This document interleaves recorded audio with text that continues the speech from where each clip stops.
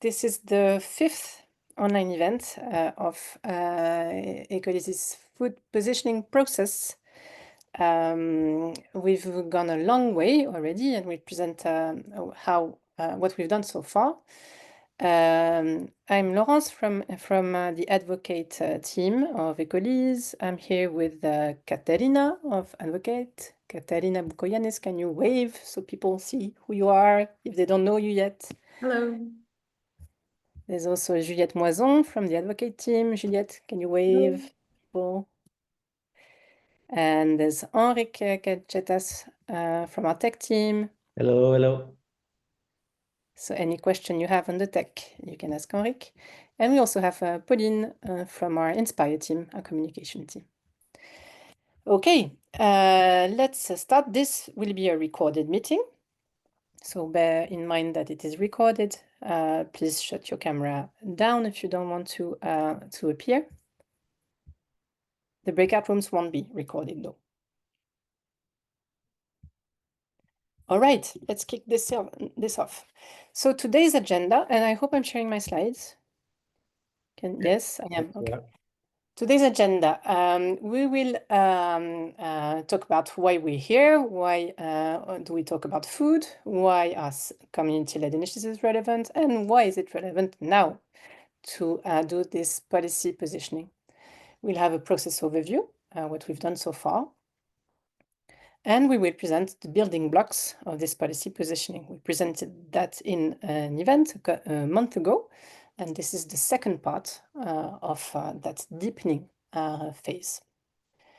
Then we will go into breakout rooms. We'll have 2 rounds of breakout rooms on the remaining topics we want to deep dive in with you. And finally, we close with the next steps. So, Catalina, would you like to explain why food? So while we're talking about food, thank you, Laurence, for introducing this event. So as you all know, food is a key part of climate and environmental action. It's something we all share. It connects us to each other, to the land, to the systems that shape our lives. So it's a very important entry point for systemic change. So food systems, how we produce, how we distribute, how we consume, they're responsible for 1/5 of Europe's environmental and climate impacts. So it's a big part of the problem. They result in a lot in biodiversity loss, pollution, soil degradation, and they're also very vulnerable to climate change. And they're very stressed and exposed to COVID, wars, etc. But they are the systemic entry point, as I said before. And they're also part of the solution because sustainable food systems can reduce emissions and restore ecosystems. Shorter supply chains can boost local resilience, and community-led action in general empowers people to respect planetary boundaries.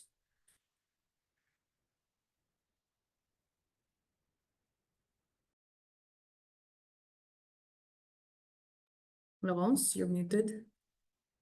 Thanks, Kat. So why food, and now why CLIs? Why community-led initiatives are relevant for food policy? When we talk about food systems, we mean all of the different aspects related to agriculture and food, from production, from farming to transformation, processing, cooking, distribution, transport, consumption, reuse of waste, circular economy, etc. So that's what we mean, and we mean it in a way that community-led initiatives have a big impact on food as it relates to its impact on environment and climate. So that's really our lens. To name but a few of the food-related community-led initiatives,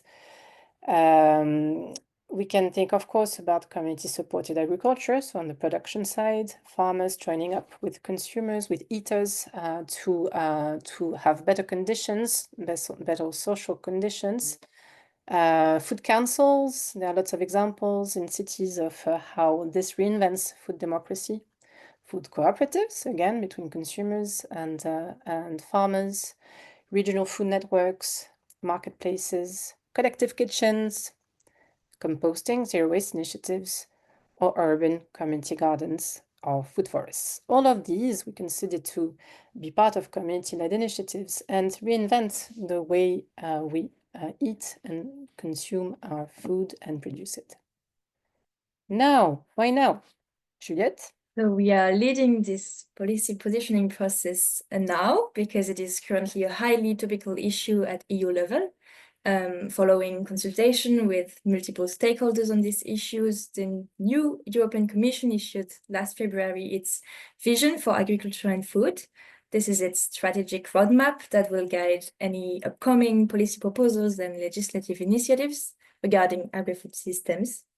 So this vision is a good first step, recognizing some important elements for us, such as agroecology, short supply chain, circularity, a need for more democratic governance, but it also remains rather vague, scattered, production-focused, and with very few constraints. So although the Commission has already set out its priorities for food system, there is still a long way to go for its policies and legislative proposals to be adopted and implemented. Hence, the relevance of further policy recommendations and of our policy positioning process. So why are we doing a policy positioning process? This is part of what we call lobbying, which is very crucial into shaping EU policy. It's how individuals, organizations, and interest groups influence decision makers. As you very well know, it's often dominated by corporate actors that have significant resources, but at the same time, Laurence, would you share? Do you want me to keep on sharing? Oh, yes, please, please. So it is often dominated by corporate actors, but it's also a democratic tool that is open to civil society. So for us as community-led initiatives, it means that there's real potential to influence food and agriculture through sustainability policies, by organizing, by forming coalitions, and by positioning ourselves and making these positions visible with evidence, with storytelling from the initiatives that we are promoting. We can contribute to influence policymaking. So how do we do this? We do this through a process that has different stages. We started with a briefing and information phase where we established a shared understanding and we showcased good practices of just and sustainable food systems. We are currently in the deliberation phase where we have identified our key themes for the policy positioning and we're exchanging on the relevant building blocks to have a more profound understanding of what they mean. And then we will move on to a written and visually attractive policy position, which we will produce through sociocratic principles. And which showcase the solutions that are offered by community-led initiatives. And throughout, the goal is to have outreach to policymakers. So a bit more in detail on how we did this. So we started an introduction last year in December. Then we moved on to a visioning exercise. And now we're in the deliberation phase where we'll talk about some specific themes that will lead us into drafting the position. Thank you, Laurence.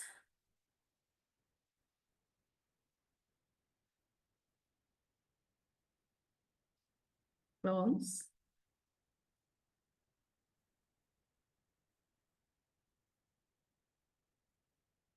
Okay, so yes, sorry, I was trying to find where my window of Zoom was. Thanks, Kat. So how do we plan to shape EU-level policy recommendations? So our main goal is to amplify grassroots voices in EU food policy.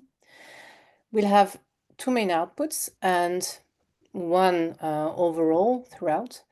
We aim to have a policy positioning document, so a set of written policy recommendations. So that's what we'll be working on in the next 2 months.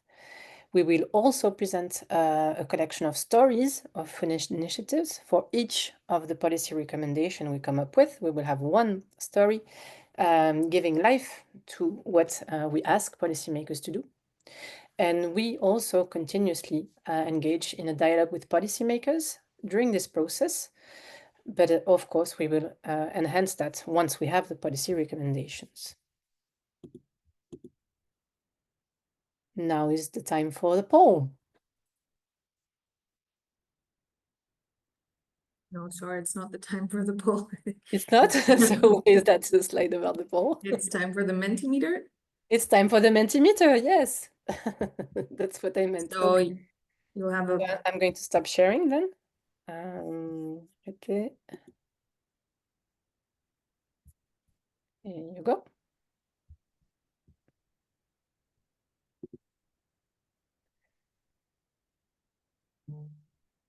Can you all see the Mentimeter?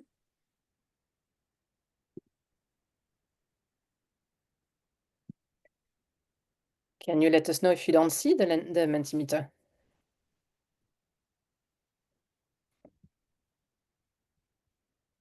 Okay, you can ask in the chat if you have problems visualizing this. So the question we ask you is, if you've come to one of our previous sessions, what did you find most inspiring about it? What's one thing that comes to mind?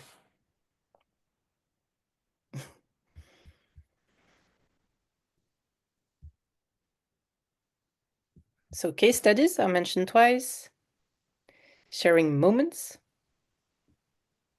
So the moments, I suppose, we share with each other, the breakout rooms. Shared experiences. The visioning exercise, the future visions we did. Indeed, that was a high point of this process. Giving hope. Feeling the joint passion for food that we have. And working with mirror boards. So lots of different things you mentioned. So that's really good for us to collect as feedback. Thank you very much for sharing. Moving on. Okay, so now I go back to the slides.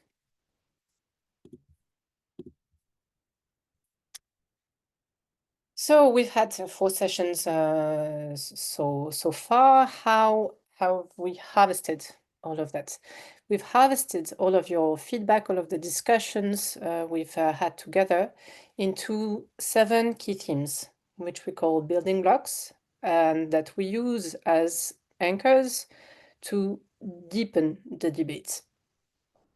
What we look at for each of these themes are what needs to change. So what should be in the past, what we don't want anymore about our food systems. And then we look at where we want to go. What is the vision we would like? What is the future of food systems we would imagine? We've done that in our previous sessions, and now we are moving on to a phase where we look at the enablers. What do we need to make our vision become a reality? What policy recommendations could we make in another wording? We also look for case studies, and we've collected a few. And what you see here in the slide is really the structure we will use for the policy recommendations we will present in the next sessions. So the key themes or building blocks we've come up with, 7 key themes. The first 2 ones we discussed in our last event, because those were really the ones that seemed like the most consensual amongst the participants. And those were, on the one hand, local and regional food chains based on strong community participation. And the other theme was farming with nature, for nature. So biodiversity, for example, and diversity in general was a key theme as part of that. We dove into this last time. Today is part 2 of our deep dive, and here are the 5 themes we would like to offer for discussion, for further discussion today. So first theme is farming as a profession that's valued, attractive, and rewarding. And each of these themes we will pitch to you again, so I'm just introducing the themes now. Second theme is bridging the urban-rural divide, rethinking the role of cities and the collaboration, connection between cities and rural areas. Third theme is education and awareness raising, reconnection between citizens and nature and food. Fourth theme is food democracy, and equity in access to resources such as land. And finally, the last theme is the changed relationship with knowledge, research, technology, infrastructure. So now we will present each of these themes really quickly. You get 30 seconds for each theme. For each, you will have the opportunity to join a breakout room. We will make a poll to see which ones you would like to have a breakout room on. But first, we will introduce these themes one by one for 30 seconds. And I will start with farming as a profession. At the moment, the farming profession is not valued, it's not attractive, it's really hard to make a living being a farmer. There's a lot of economic uncertainty, a lot of misunderstandings about the profession. There are less and less farmers, or less and less people who want to be farmers. And what we want to discuss with you is how can we move from that very bad situation to a situation where farming is valued, is an attractive profession, and is a rewarding activity. The next topic, Katarina will present, I think. You're muted. Yeah, we are. Thank you. So a big part of the problem is, and why the food systems is wrong, is a disconnection between the soil and the people. So this disconnection weakens public health, it weakens cultural resilience, it weakens environmental stewardship. So the question is what kind of educational systems we need and what kind of educational spaces we need to cultivate new generations that value land, value food, and value health as public goods. And how can this education and perhaps even awareness raising reforge society's connection to land, soil, and food in a way that starts from early ages and extends into our culture and our political lives? And moving on to the next topic. Yes, then we have a theme on knowledge, research, innovation, and tech. Currently, research and innovation systems are often really top-down, technocratic, disconnected from the needs and realities of local food actors, and tech-oriented. So we need to think of the kind of alternative innovation systems and infrastructure we need to give space for collaboration, diversity, serialized knowledge, social innovation, and so on.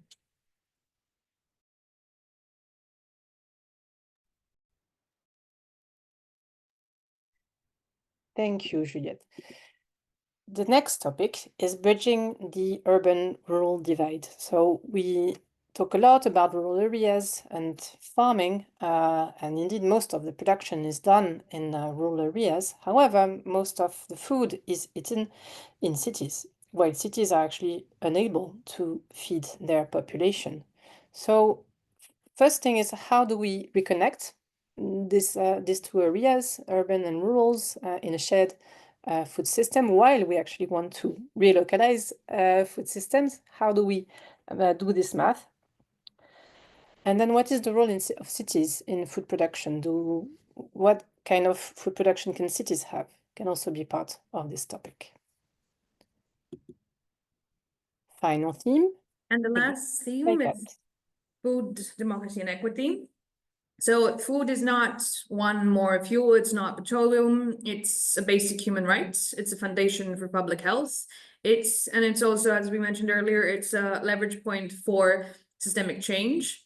So in this world where we always treat it as a commodity, our call is for food democracy and equity, and to reimagine food as a commons, as a resource that is governed by and for people. This means putting power back to the hands of citizens and community-led initiatives, empowering communities and citizens to shape food systems, to influence policy, to demand nourishing, culturally appropriate food that is accessible to all, regardless of income, location, or social status. So to move from a consumption-based model to fight for a participatory food system that feeds people and strengthens democracy. So moving on to a poll. So I know our pitches were all great, but which topic is more close to your heart? Which one would you like to talk more in a breakout room? And Enrique is going to launch the poll. So you can vote what you're interested in. And remember, we're going to have a second round. So if you're torn between two topics, you can choose one and then choose another one. I see nobody's really interested in cities. I guess it's not that hot of a topic. No, maybe a bit. It just might be that there's other priorities for people. True. That's very true and understandable. They're all So- connected. So we give like 15 seconds more. I see we're all very interested in reconnecting with soil, which is nice. Kat, I'm not seeing the poll. I have replied, but I'm not seeing the results. Do you see it? Yes, Do other I can participants see see it? I can see it. So we have 13 responses. Maybe, I don't know if you would need some more time. Katrina and Lawrence, is there an opportunity just for some observations or reflections on the 5 topics picked? Yes, you can input directly. We're going to share the harvesting document and you can input directly anyways. But the idea is to discuss in common. So I think we have a Like time. maybe like David, you have a comment to make? Yeah. Yeah. please go. Well, I just see some things missing. It's excellent, by the way, and I think this whole process has been excellent. I just see, if we're looking at community-led food system transformation, that there may be some things missing. So I agree that connection is a big thing, but it's not just our connection to soil. It's our connection to our local places. It's our connection to our communities. It's our connection to our local economies, which local food systems could play a big enabler part in enabling stronger local economies, local food economies. And then the first one with the farmer as a role, I absolutely agree. We need to see farming as a role for women, young people, and enable that. But there's another role that I think is really missing, which we're looking at in our food system approach in Ireland, which is local food facilitators, as well as farmers. This could be a new vocation for community catalysts. And we are working with an Horizon project to look at the training for short food supply chain advisors. Now, we've shifted this in Ireland to very much focus on a community-led commons approach and just see that the new vocation and therefore training needed, recognition needed for a role like a local food facilitator. And just connecting, one more connection to Ecolis. Ecolis played a big role on community climate coaches. We never really liked the term climate coaches because we felt these were community coaches, and climate, when we say it, we think it's about changing our light bulbs and not changing our food systems, for instance. We're looking now in Ireland to redirect some of those resources of community climate coaches into some of the competencies and capacities a local food facilitator would need to support local food economies and make those connections between farmers and eaters.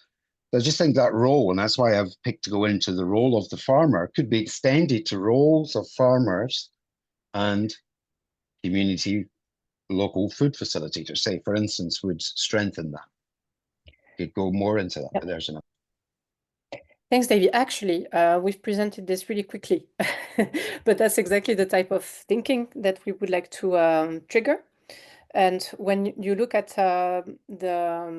we have prepared some guiding questions for the breakout rooms.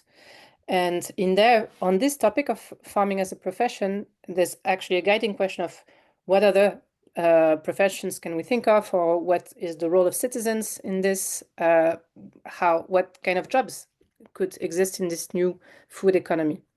So, see, you're already in the topic. Can we get an update on the poll? Because Yes. I'm not seeing it.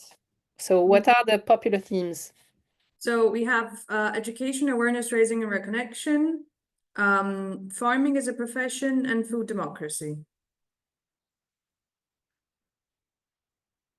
So I can end the poll, and you can enter the breakout rooms as you wish. It's gonna be open. I think we should let people know about the harvesting document and the guiding questions? Yes. Um, Harvesting document is shared. So in the notes, you can find the harvesting document. What we mean by that is the where to take notes. You will be in breakout rooms. You can choose the breakout room you want to be part of. Remember, this is the first round. We'll have a second round after that. So you will be able to join another team. And so in the harvesting document, you can see we've prepared boxes for each team. Please input your notes here. It's very important you do. The breakout rooms won't be recorded and we need your feedback. We're doing this to listen to you. In case there is no Ecolis person in your breakout room, please do take notes yourself and facilitate yourself as well. Okay? We will try and see, it depends on how many people there are. I think there are 20 people, maybe we can have 4 breakout rooms. Was there a topic more popular than other? Yeah, we have opened the breakout rooms already. I Mm. cannot see them. I see it now. Okay. Okay. Okay, folks. So now you can join the breakout room on one of the 3 topics that have been voted the most. Please go ahead. You'll get 20 minutes to discuss, and then we'll go back to plenary before we have a second round. Welcome back. I know this was short, but we'll have a second round. So now harvesting these breakout rooms, I would like to ask each breakout room to give just 1 or 2 ideas that really was the highlight of the discussion. Who would like to start? Ruth Marie, maybe? It was so many great points, but one of Davy's points was having this local food coordinator that was like a weaver and facilitator in the community, covering needs from both the communities and the farmers. Yeah. Would you like to add something to that, Davy? Very quickly, it's a passion of mine that we need new vocations for people in the Ecolis movement, the community-led sort of bottom-up regenerative movement. And I think a new role for transition town types, regenerative development types, from permaculture teachers is a local food facilitator, a short food supply chain, non-formal advisor that can really sort of map and weave the ecosystem in the local area, see what's strong, and connect farmers to eaters, food producers, and really enable a local food economy, which then serves as the way in for more regenerative economies or circular economies. So it's just adding to the role of the valuing the farmer as a vocation, just adding another role, which I think could be really strong for transforming local food systems, the local food facilitator, short food supply chain advisor, but local food facilitator, I think fits our movement. So that's basically it. Thank you. The second breakout room, I'm not sure which one it was, but could one person of the education, awareness raising and reconnection breakout room could give a couple of ideas about the main points discussed? What were the highlights? I can go. So we focused on a holistic approach to education. So understanding how food is grown, understanding soil, understanding the natural systems, approaching it from being able to cook and to delve into the cultural aspects of both growing and sharing food. Developing sort of programming within education for kids to really inspire kids to have this more broad approach to what it is to be part of a food system, what isn't just about production. So I think we sort of worked around the holistic kind of component and linking individual sort of health from a holistic perspective, not just physical, but the emotional and the inner development components as well, and linking that really to a planetary health approach.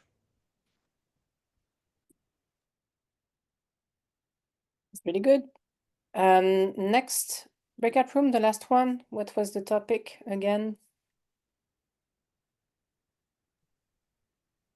Kat, go ahead.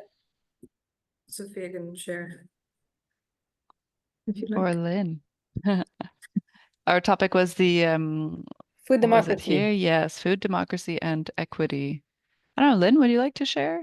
As I can also share. I don't want to put you on the spot. Yes, I'm so sorry. Would you mind? Sure. Yeah.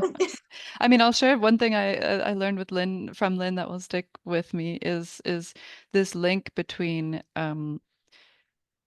public health and a really important factor being access to nutrient-dense food. And that in itself just clearly demonstrate how access to food is a issue of equity because people's access to nutrient-dense food is often impacted, or I would say usually impacted by their income, where they live, and so on. So it's just a very clear link and something that Lynn was sharing doesn't receive enough funding in terms of the public health or the NHS in the UK. But we were also talking about this topic of the commons and how our global commons is under threat, and we really have this more individualist approach to everything, not just food, but that there are a few examples, specific examples that were listed of people getting together on the ground and creating their own commons when it comes to food to support people to access healthy and sustainable food.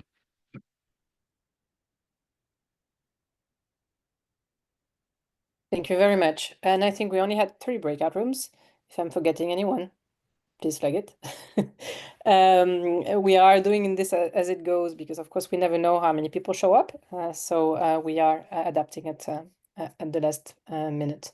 So now it's time for the second round. Again, we'll have the poll on 3 topics, and which on the topics, on the 5 topics. You can choose, again, one topic you will now want to discuss. It can be the same topic as before. If you feel you haven't said enough in the first breakout room, you can continue in the same breakout room.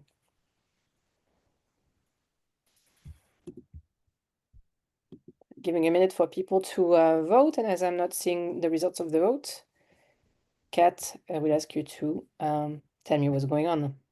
We have a lot of people in knowledge, research, innovation, and tech. I see farming as a profession is still alive and active.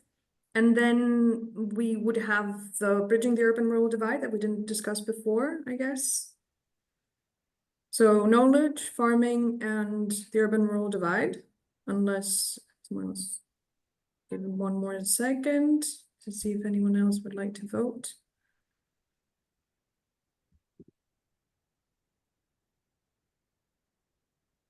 Yeah, I think, yeah, these 3. Good.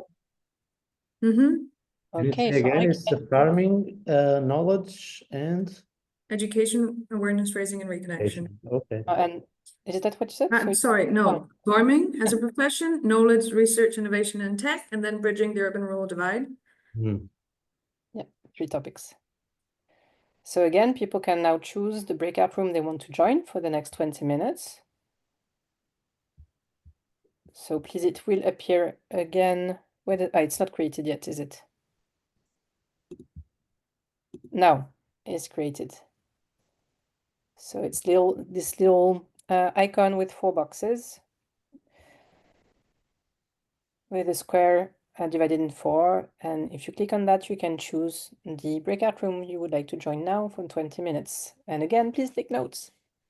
Great, welcome back. So now we'll have a short moment to share the key insights. So what I will ask each breakout room is to again say like what were some key insights from the conversation you've just had, and I would also like you to try and point out some missing aspects that we haven't covered yet, some missing points, some questions we still need to dive into. So who would like to start? dive in. Go ahead.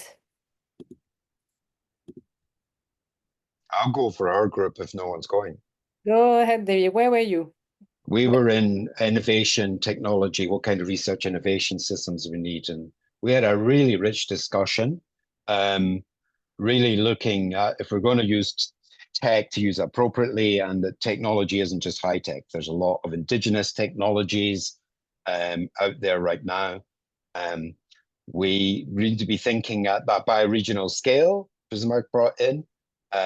We need to be learning, I think, from indigenous connections, longer time views.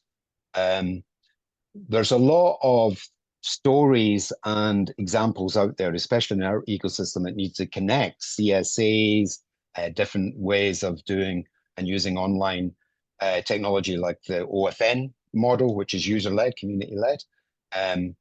So that we need to get more of those stories heard, because it's a crisis of imagination. People can't imagine what doesn't, things that don't serve this current economy. And there's so many held by our movements, but we need to move from the sort of eco-village transition towns into this more connected bioregions. And we need to bust silos and get people out of their disciplines and see these priorities connected: mental health and community, nutrition, food, ecosystem renovation. We need to build bridges. I mentioned this, that every European country has a national agriculture knowledge and innovation systems. Any system like that that's not looking to the edges and the margins, which is where we're sitting, isn't really looking at innovation that's going to transform. It's looking at innovation that's going to keep business as usual. So we need transformative innovation, and it needs our stories being brought in as examples that anyone can pick up and set up a CSA or an online farmers market or a food co-op or a food hub. So yeah, there's a lot of technologies out there. We need to build bridges. And what was one of our last things? We need radical hope, an active hope. We need through-topias, not just utopian thinking. We need stories of how we get through. And the times are changing. And a lot of the stuff that we are offering and been prototyping, there's going to be a scramble for. So let's get ready. Hopefully anyone in that group just adds anything about this.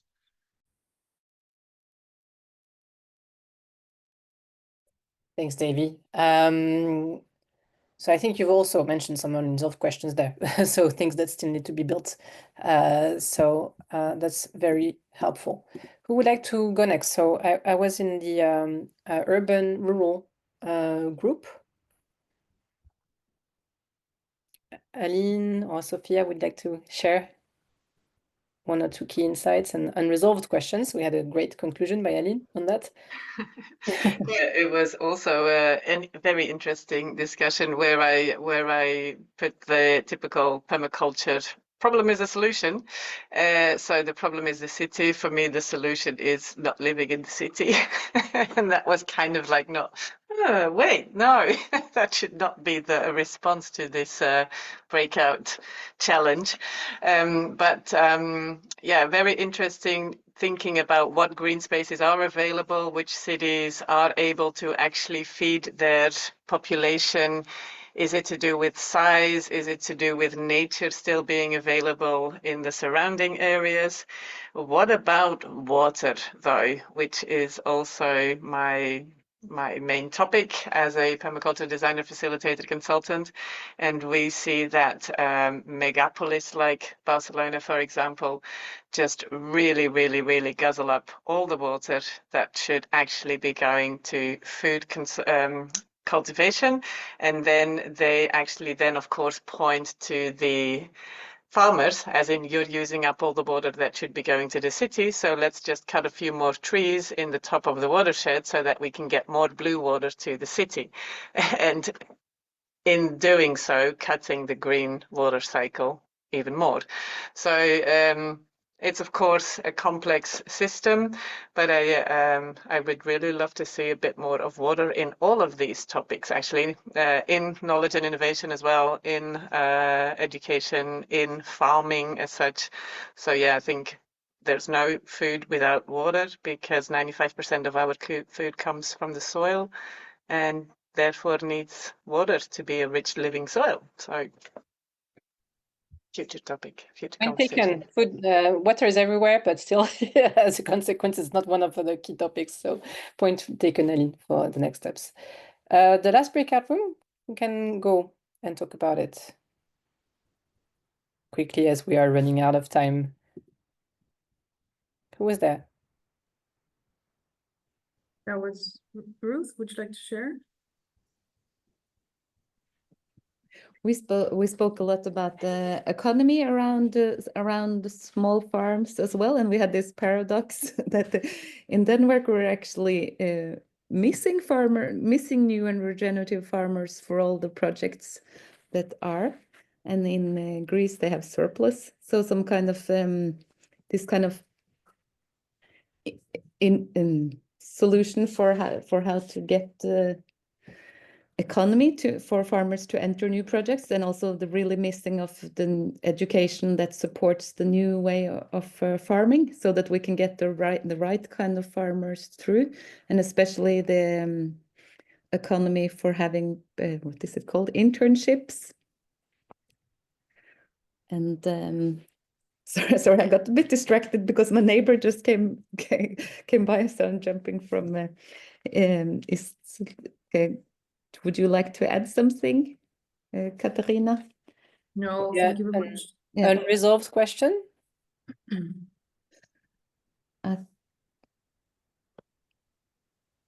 It's already 32 past, so maybe we could